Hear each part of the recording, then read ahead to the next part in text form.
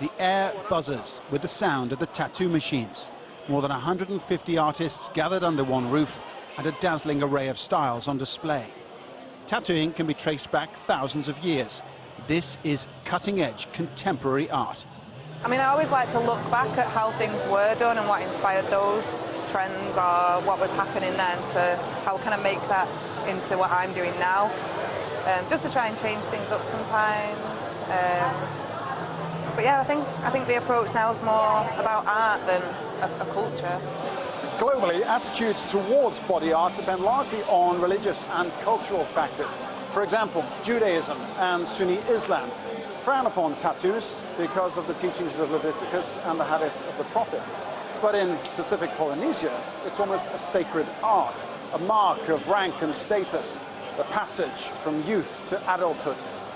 In the gallery area, Dale May's photographic portraits from Polynesian Tahiti epitomise the pride and spiritual strength which Pacific Islanders derive from traditional body art. 18th century sailors brought the practice to wider attention, but public attitudes toward tattoos remained complex.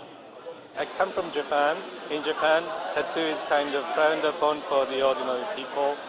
So if you have a tattoo in Japan, it's like a big no-no. It still is. You had superstars tattooing in London already in Victorian times with George Burchett, you know, so I think ultimately things haven't changed that much. Every tattoo is unique to the person, but the trend now appears to be less about tribal heritage and more about cherry-picking of different influences, ancient and modern. You know, whether you're having Star Wars or not, that's your own personal story. It doesn't have to be something as deep as your ancestry, but as long as it's something you're passionate about and you're kind of art collectors, but you're your own gallery. It's the artist and the design in itself. So I look for the artist and who's doing it. So I'm really searching specific people.